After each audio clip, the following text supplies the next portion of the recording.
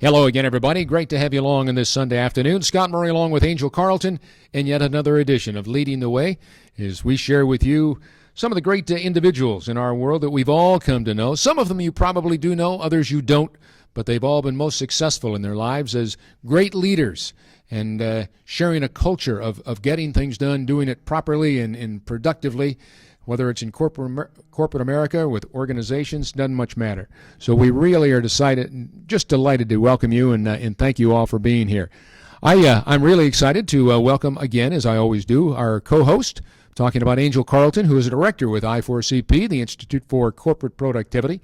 Hello, my friend. How you doing? Hey, doing wonderful. Thank you. For those of you tuning in for the first time, the Institute for Corporate Productivity is a human capital research firm. So we're really proud to be sponsoring Leading the Way. And we talk about some of the great traits and the verticals that all these people seem to have in common, whether it's leadership or innovation or creativity, diversity, strategy, and certainly just creating a great culture about everything they do, philanthropically, productively, personally, professionally, whatever it might be. And we are really excited about our special guest here today because she is all of 24 years old, but already in her young life has been most successful in just about everything she's been a part of. She is a member of the Brown University, graduating, well, I guess I'll tell you what, we'll just ask her. How's that? I'm going to say hello to Cara Mund. What year was it that you graduated from Brown? Yes, I was class of 2016. Class of 2016. So just a couple of years ago. Yes. And your major was? Business, entrepreneurship, and organizations, and I was in the top 3% of my concentration to graduate with honors. Outstanding. And I'm told now that you would like to go on to law school. Is that right? Yes, absolutely. So as Miss America, I have earned $50,000 just becoming Miss America, and then prior to that, I had earned $45,000. So almost $100,000 to help fund my education. And Miss America is the largest scholarship provider for women, and so to be able to on the planet, right? All in the entire world. Yeah. Well, you also spilled the beans, my friend, because, see, I hadn't told anybody that you were Miss America yet. I was kind of building up to that, and you said, and as Miss America, and I'm sure everybody's out there going, oh, my gosh.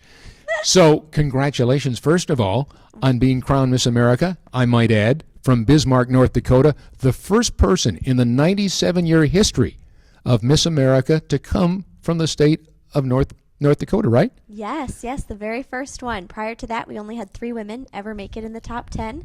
So it was a huge accomplishment, not just for myself, but for the entire state. Well, let's talk about, when you talk about accomplishment, what was it that is most special to you here in the midst of your reign? You're still, you've still got a lot left this year.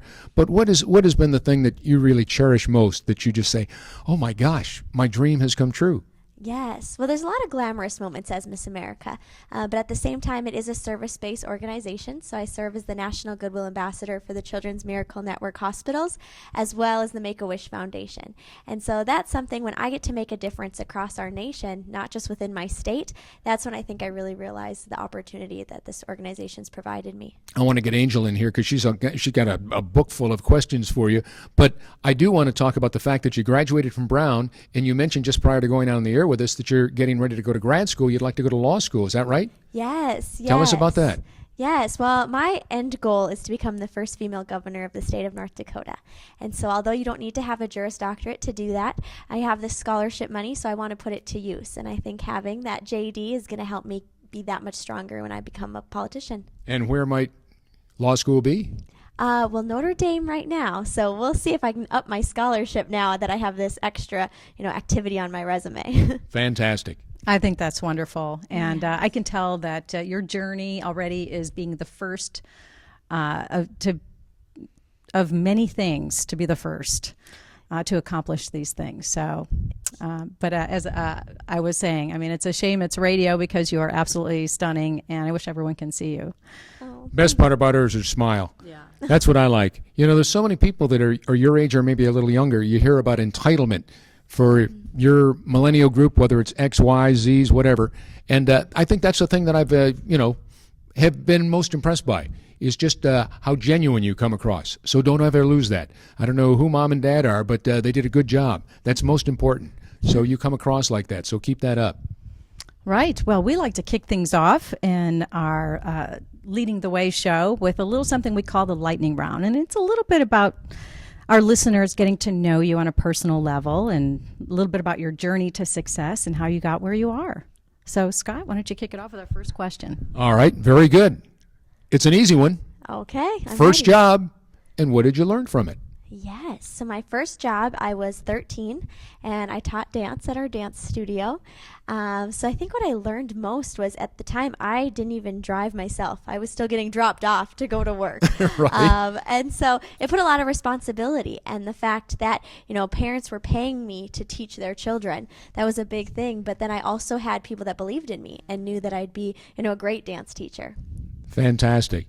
All right, next question. Oh, that's fantastic. So the next question is, who are your top, say, 2 mentors in life, and how did they have an influence on you? Yes. Well, I'll do, both my parents were very influential in my life, but I'm going to pick one parent, so that would be my mom, and then also the very first Miss North Dakota I ever met, and that was Stacy Thomas. But both my parents, throughout my life, I've had, times where there were setbacks or times where I wanted to give up, and they always encouraged me along the way, and they always knew I'd be able to accomplish it.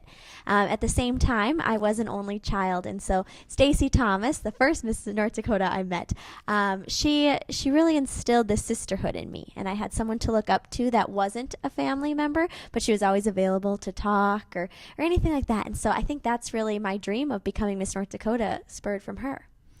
Third question. What has been the most significant experience in developing your skills as the young leader that you've become, and now what you're going to get a chance to do representing Miss America all across the country? Yes, I would have to say in 2007, I had 2 classmates that were battling cancer, and on my 14th birthday, one of them passed away. And at her funeral, all memorials went to the Make-A-Wish Foundation. And I didn't really know much about Make-A-Wish. I didn't know much about giving back to my community or how strong my community would back me if I ended up doing something to help raise money. So my other friend was in the wish granting process, but her wish was more than average. And so at 14, I could have either sat back and, hoped that the wish would come true, or I could have taken the initiative. And that's exactly what I did. So I started a charity fashion show that to date is an annual event. We just celebrated the 10th anniversary last year. It's raised over $80,000 and impacted the lives of 23 North Dakota Wish kids. And so Outstanding. Yes. But in that moment, I realized that age isn't a factor when it comes to making a difference. Absolutely. And there's going to be a lot of people who kind of question your abilities and, what you are capable of and how big your dreams are. But at the end of the day, the only one who really limits you is yourself. Good for you. Good for you. Keep it up. And good stuff, huh? Great advice. In fact, that's my next question. So knowing where you've been and where you are now, what is the best advice you'd give someone in the next generation, or maybe someone even in your own generation? Yes. Well, for me, I grew up and I had this goal to become Miss North Dakota, but I don't know why I didn't dream big enough to become Miss America. And I think part of it was the fact that there had never been a Miss America from North Dakota. And, no one thought that I would be the one to do it, even myself. But when I got to Miss America, I thought, North Dakota is just as important as any other state.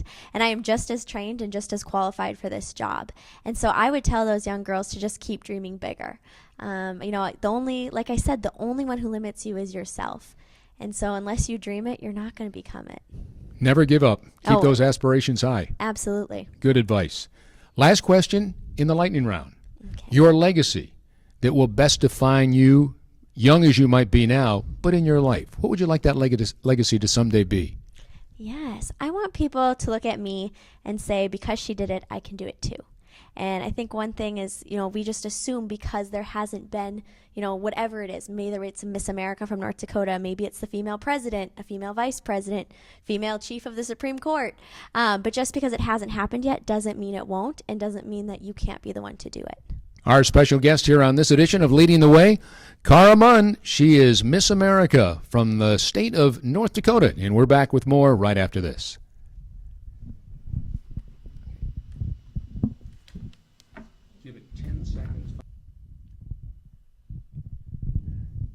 Welcome back as we continue our conversation with the lovely Cara, the reigning Miss America. This is great. This is great that she's taken the time from your busy schedule. How many speeches or how many appearances, maybe better put, that you're a part of do you get to do each and every week? Oh, well, it just depends on the week. So on average, I change locations about every 48 hours. I travel about 20,000 miles a month. So now wait a minute, back up. 20,000 miles a month? Yes. So we're talking like 250,000 miles in the course of your tenure as Miss America. Oh, yes, yes. And I had counted by the time Christmas had hit. Someone in my family asked how many states I'd been to, and it was already 15. So from September to December, 15 states, numerous of the same locations.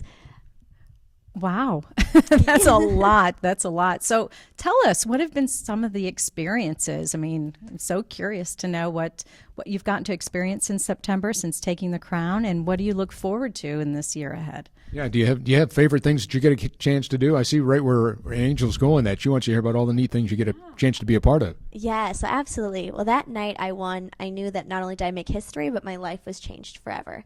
And one of the first things I got to do was the Macy's Thanksgiving Day Parade. And a fun story about that was that actually in high school, I wanted to be a Radio City Rockette. And I would dream of getting to be in the Macy's Day Parade. And I trained 4 summers with them.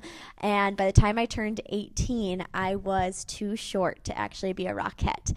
And so I thought that I would never get to be in the Macy's Day Parade. And so when I arrived, I had a Miss America float, and the Rockettes had their own float. But here I had my own. So it just kind of proved everything happened for a reason. And then I also got to ring the bell at the New York Stock Exchange and light the Christmas tree. Okay. So that was really special. I got to attend the 2018 State of the Union, and that was remarkable. I believe I was the very first Miss America to ever be invited, and I was invited by my state senator. I had worked for him, and he thought, well, what better person to invite than the first Miss America from North Dakota? So I got to do that. I absolutely loved the taste of the NFL, the Super Bowl weekend. That was something that I thought I would never get to experience, but it was remarkable. Sports fan? Oh, absolutely. Absolutely. You talk about wanting to someday be a U.S. Senator. Yes, yes. If you could change one thing about the world we live in today, there's so much turmoil going on in our country, whether you're a Democrat, Republican, conservative, liberal, it doesn't much matter. Everybody seems to be concerned about this, concerned about that. What would you do to change what we have in our country today? Just one or two things that come to mind that you think would really be important and might even turn things around for us all. Yes. Well, when I was at the State of the Union, I sat up in the gallery and I looked out, and I had a really hard time picking out the women. And so the first thing I would do would encourage more young women to go for political office.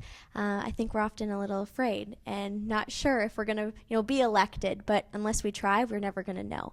And so I would love to see equal representation and hopefully, be an inspiration to young girls or other women, older women, same age as me, to get involved. But before being senator, I would love to be the first female governor of the state of North Dakota. And working for the senator, I realized a lot of healthcare issues that our state needs to work on. And I'm not sure if that can be done at the federal level or if it's better to be done at the state level. Particularly in North Dakota, rural healthcare is very expensive, being able to transport over. We just passed an air ambulance bill, and that was something I was really passionate about. And so maybe if we could do that at the federal level as well, I would love to see that, but just making healthcare a little bit more affordable. With my work with the Make-A-Wish Foundation and Children's Miracle Network, you hear from parents how difficult it is to afford it. And at a time when they're facing their toughest battles, they shouldn't be concerned about whether or not they can afford it. Gosh, that's impressive. That's really impressive. And what a difference maker you are just thinking in that way.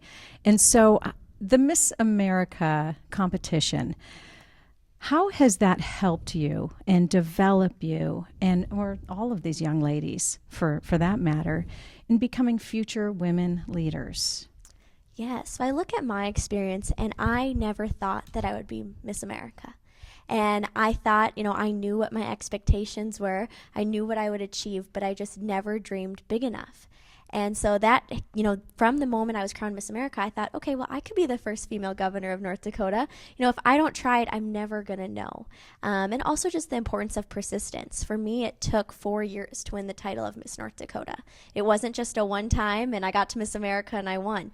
And so I think that's something specifically with our nation's leaders is you need to be willing to fight for something. If you're, run for office, you don't win the first time, then try again. If there's a bill that's not going to pass on the floor the first time, then rewrite it and try it again.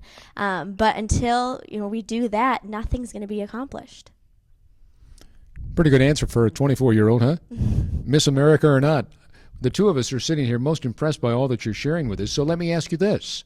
Diversity, inclusion, a couple of things that we talk a lot about. And when you talk about corporate America and how organizations all across, whether it's a for-profit or a not-for-profit, they are trying to figure out the way that they can best raise awareness and brand their product and who they are and what they're all about every single day. So that said and done, you talked about women. Women of all backgrounds are taking on high-level positions in the workplace today, really more than ever before, which is great. As someone that has a daughter and had two sisters, I'm all for that. So how has the Miss America competition contributed to this success, and how do you hope to even further it down the road? Yes, yes. Well, this organization is about empowering women. And so until we empower them, I don't know if we're going to, have the courage to do it. And like I had said, we haven't had a female president, vice president, or chief justice of the Supreme Court. But until we have women that are out there proving that you can do it, I think we just need examples. And organizations like the Miss America one is the perfect role model for our young girls to look up to. Miss America is a servant. She's a scholar. She's an advocate for change. And that's what we need our young women to realize. Mm-hmm. Yeah, and the culture behind this historic organization and the competition itself, I would imagine really is a difference maker in itself for these young women. And so I guess my question is, how are you becoming a role model because of this? And how can younger girls look up to you through this competition, and even the ones that you competed against? Yes, yes. Well, one thing that really surprised me is I got to Miss America, and it's women competing against women, but you're not competing against one another. You're competing with one another. And at the end of the day, that night before crowning, I looked at every one of the contestants, and they're the top representatives of their state. And really, any one of us could have been Miss America. And I think that's with any job as well. High qualified women, it's going to be down to the perception or, how that person is feeling when they're hiring. And so you just had to keep that in mind as we all worked so hard to be there. And at the end of the day, we were proud for whoever won. And I remember thinking that I was looking on stage and I said, oh, she could be Miss America, and she could be Miss America, and oh, wouldn't she be the best Miss America? And that's what we need to keep looking at. As women, we can't keep competing against one another and trying to beat each other out, but instead empowering one another. We're more similar than we are different, and I think we really need to realize that. Where did all this come from? All that you're sharing with us right now. Was this mom? Was this dad? Was this a grandmother that you were excited about in your young life? I'm a little taken back by just everything that you've shared with us, because I know lots of people that are your age or even older, but you have a great compassion with a great sense of wanting everybody to be a part of it. We talked about inclusion just a moment ago, and certainly you're focused on women and the opportunities that need to be afforded towards all women.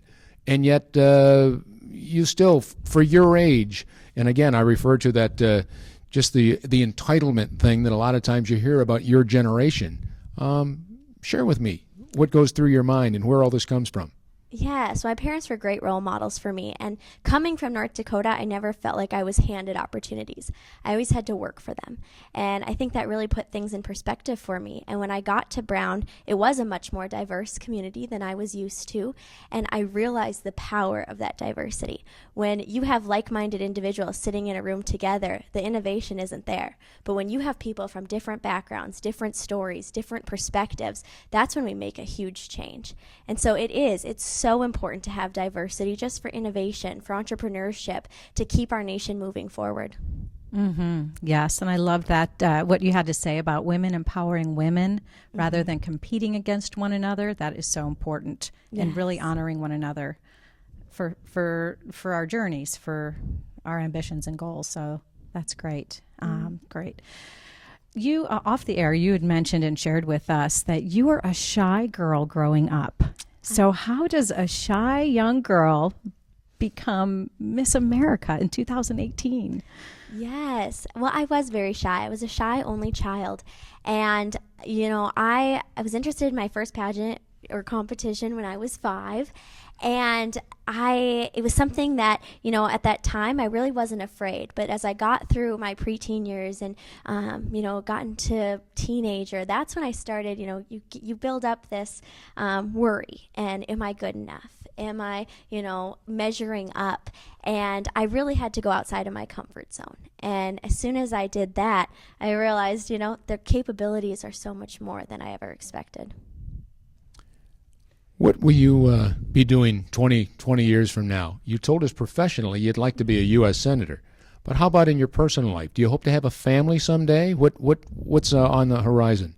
Oh, absolutely. Absolutely. I would love to have a family. I love kids. So I would like to be the mom who's working in the Senate, but then also goes and picks her kids up from daycare. I think I can definitely do both jobs, and I'm ready for it. And the 3 most important things that you would share with your children, what comes to mind? Obviously, mom or dad or some other mentors that you talked about earlier shared some good thoughts with you on what it takes to be successful and respected Yes. on this planet. How about you? Yes. Well, first thing I would tell them is never give up. That was something, persistence. It's so important. The next thing would be to keep dreaming bigger. Like I had said, do not limit yourself. And then the third thing would be going back to that diversity and the different opinions of others. Always listen to the stories of others. Always be open-minded, because you learn so much from those around you. Oh, isn't that the truth? Yes. Wow, great answers, great answers. So my question is, oh gosh, you've got such huge ambitions, and there is no doubt in my mind you're going to accomplish them all and have so many more firsts in your life. And I'm excited to see that journey unfold now that I've had the opportunity to meet you. If you were to give advice to a CEO of a major company on how to lead their people, what would you say? What advice would you give them for especially the generation that's coming into the workplace, that's now graduating college? What advice would you give that leader? Yes, I would just say it's not all about you. I think that's something that's really important, is that the successful companies are those that listen to their employees. They know what the concerns are. They learn what the impact and potential of the company is by those that work there. And so I think they just need to realize that, it's so much more than just yourself. Your company's taking off and you can make a true impact. Did you ever think about going into the news business or being on television or radio? Well, if I'm a senator, I think I'll be doing quite a few press releases. Well, I meant as a broadcaster or something like that. Fill our shoes. Oh, I think you do a great job. well, thank you. Well, Thank you. Do you want to give it a shot and take us to break? Say when we come back, we'll have more of Leading the Way with Cara Mund, the reigning Miss America. Sure. Take it away. All right. Well, coming back after break, we'll continue on with Leading the Way. I'm Cara Mund, Miss America 2018. Stay Outstanding. tuned. Outstanding. We're coming right back. I think we lost our job, Angel. I've been replaced. That's okay. All right. Good. Now we'll move on. Oh, you're doing great. Welcome back to Leading the Way. We're talking with Cara Mund, Miss America 2018. I'm Angel Carlton here with Scott Murray. And Cara, I am so curious to know, how do you prepare for a Miss America competition? What is your strategy that you use to prepare? Now, I've got to interrupt there first. Are you looking for some help? Oh, yes. Well, you're, Yeah. here's a Miss America wannabe right here. It's right. So living vicariously here. Yes, well, for me, the journey to Miss America was never easy. It took 4 tries to get there just at the state level. And my 3rd try, I was first runner-up. And so the 4th try, I wasn't sure if I should go back because I didn't want to be first runner-up again. I didn't want to place lower than I already had. I wanted to win. And I realized the worst thing to do was to look back and wonder what if. And so I might as well try that last year of eligibility. And so when I got to Miss North Dakota, I won every category. And that was the first time in North Dakota's history. So I won talent and onstage question and interview and evening gown, and I felt so ready for Miss America. And I realized that all of those times I didn't accomplish what I had hoped to, I had just learned and became a stronger and stronger contestant. And so from there, when I was preparing for Miss America, I got a lot of advice from people. And while they're trying to help you along the way, they were changing me into a different contestant than I was. I was told to cut my hair. I was told to dye a different color. I was told to change my wardrobe completely. I was told to not say where I went to school. And at the end of the day, while they were all trying to help me and trying to make me fit into this mold as they saw as Miss America, I knew there wasn't a mold. And the girl that was up on that stage that would be crowned had to be the same girl off the stage. And so it was difficult. I didn't know what to do, and I never wanted to look back and be like, again, what if? What if I would have taken that advice? But I had to stay true to myself. And I think that's what made the win that much greater, was that I did it my way. Very nice. Very nice. What type of collaboration goes on between the women in the competition? Yes, well, you spend 2 weeks with each other. And so by the time that final night gets there, I mean, you've been with one another almost 24 hours for 14 days. And so you get to know each other pretty well. Like brother and sister. Yeah, almost. Just sister. sisters. Yeah, and that's what we call it, a sisterhood. And I keep in mind that my crown and my title, it only lasts a year, but those relationships I have with those women last a lifetime. And how often do you get to say, I go to any state in the nation and I know someone, and someone that's a empowered women that's going to make a huge difference. And so, it was amazing. And I think, the best parts, I walked away Miss America, but I also walked away with 50 other new sisters. Very nice. I had the distinct honor of serving as the host of the Children's Miracle Network for a number of years on television. And I know that Miss America is involved very intently with the Children's Miracle Network, and yet there are other service organizations and what have you, and a lot of times people look at it, I hate to call it a beauty pageant, but Miss America over the years, I remember as a kid, wow, isn't that neat? But now it's become so much more. And I've noticed on your crown that you have 4 points, and I was told that each one of those points represents something. Is that true? Yes. Can you tell us about that? Yes, the organization is completely transformed, and Miss America serves as a representation of what it means to be a woman in our nation. And so those 4 points stand for service, style, scholarship, and success. And we already talked a little bit about the scholar part. So being a well-educated woman, earning scholarship money to help fund your education. The style, I like to incorporate that as how you live your life. Styles are always coming in and out, but the character you have, that never does. And so that's what I see as the style aspect. The success is setting goals for yourself and reaching them along the way. But my favorite point, like you said, is the service point. And so as Miss America, I serve as the National Goodwill Ambassador for the Children's Miracle Network hospitals. And as Miss North Dakota, prior to winning, we only had one hospital in the state that was actually a Children's Miracle Network hospital. And so when I became Miss America, that was one of the best things I looked forward to, was making an impact across our nation. I've already visited 7 children's hospitals, from California to Texas. I did get to go back to North Dakota. I'll be doing one on the East Coast next week. And so to walk into this room when the child's facing one of their toughest battles and just be a little bit of inspiration, it's a true honor, and being able to give back. I mean, that's what it is to be a Miss America. Good for you. This organization has been around for so long, and we've seen a lot of changes in our world since then. What's it like to be a part of the Miss America competition in 2018? Yes, well, it is all about empowering women and, making them this female CEOs, making them female senators, making them possibly the first governor of their state. It is about empowering them, and I am so honored to serve as the face and the voice during this time. We have almost reached our 100-year anniversary, so we're at 97 right now. And so to know that, this organization started to empower, and here we are almost 100 years later, once again, just making sure that our platforms, Miss America gives us a platform to stand and a microphone to be heard.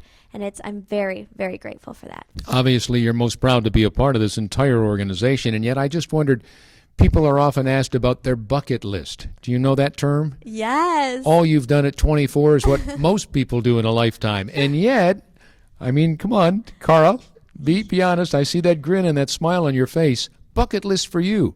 Are there some things that, over and above being a U.S. Senator, 10, 20 years from now, whenever that might be, what else comes to mind? Yes. Yeah, so this is a great question because this was actually one of my onstage questions. Was it really? Miss America. Yes, and in that moment I said getting to be in the top 7 at Miss America, and then here I got to win. But I think my bucket list is constantly changing. Like I had said, prior to winning Miss America, I just had these lower expectations. I saw goals that were unattainable, and now I feel like I can break anything. I can break any glass ceiling. I can do whatever it is that I hope to accomplish. So yes, governor, senator, I would love to travel outside of the United States a little bit more. I've been very fortunate to work with the USO and help support our troops both domestic and abroad. And so, being able to see that, now I want to travel even more. I realize there's so very few limitations at the end of the day. And so just go after it, try to accomplish it. That's what's my main bucket list, is never be afraid. Oh, that's fantastic. So inspiring, so much wisdom for such a young person. And we actually had the honor of having the CEO of the USO on the show a couple of weeks back. And so that's great, the great work that you're doing. What would you say would be your secret sauce? What makes you Cara Mund that separates you from everybody else? You're such a confident young lady and so pleasant. If you look at yourself, if you were to hold up that mirror, what do you see? Yes. Well, for the longest time, I often feel like I'm underestimated, and I was the underdog. And I remember when I wanted to go to Brown, I met with a guidance counselor, and he said, "There's no way a woman like you is going to go to Brown." And I didn't know what that meant. I didn't know if it was because I came from North Dakota. I didn't know what it meant, but I was so determined to prove him wrong. And same with Miss America. I don't think anyone expected me to make that top 15 goal I had for myself. And I walked out the winner of Miss America. And so I think what my secret sauce is I thrive off of those that don't think I can accomplish it. And instead of, worrying or, agreeing with what their opinion is, I am so focused on proving them wrong. During the course of the interview, we've gotten a chance to hear all the wonderful things you've been a part of in your young life. And I just wondered, is there something that we would be surprised to find out about you? Or something that we'd say, "You're kidding. That's Cara"?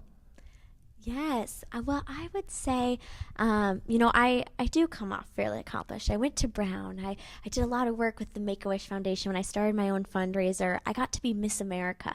But for that one resume of all those accomplishments, I have 3 other resumes of things I never got. But those aren't the things I count as failures. It's the things that I was just too afraid to ever try. And so, I do have a great list of accomplishments, but then also things I never got. And at the end of the day, you realize everything happens for a reason. And although you may not know in that moment, you will realize it later. Yeah, adversity is a great motivator, isn't it? Oh, absolutely. Absolutely. Let me ask you this. We're having dinner. We finished the radio show today, and you say, "Angel, Scott, join me for dinner." We say, "We'd love to," but we still have 5 seats here to invite some other people. Who are you going to put on those 5 seats? Anybody that you've met, anybody that you've never met, somebody that's living, somebody that's deceased, somebody famous, somebody we've never heard of. Anybody ever in the history of mankind. Who do you invite? That's 5 seats. Wow. Okay. So first one, I would have to do President Barack Obama. I did have the opportunity to meet him in 2011. I was honored for my work with the Make-A-Wish Foundation, but it was very brief. And at that dinner, I wouldn't want to talk policy, but instead I'd want to talk about how he got to be where he was. What was it like to be the first African-American president? It couldn't have been easy, and those are things that the media often didn't cover. And so I wouldn't want to talk policy. I'd want to talk about, overcoming that and kind of leading the way for all of the young kids and all of those. Again, you look up to him and you say, because he did it, I can do it too. So he would be the first one. The next one I would have to say is, next 2 seats, I'm going to invite my parents. Because if we're having dinner with the Barack Obama, we're going to invite my parents. And like I said, they're the ones who made me who I am today. So that's our 3 seats there. I would then invite Victoria Claflin Woodhull. She's actually a relative of mine, and she was the first female to ever run for president. And that was before women even had the right to vote. And so, I obviously never got the opportunity to meet her, but it runs in the family. Now, when might this have been? Yes, so this was in the 1800s, end of the 1800s that she ran. And she was your... She's on my mom's side.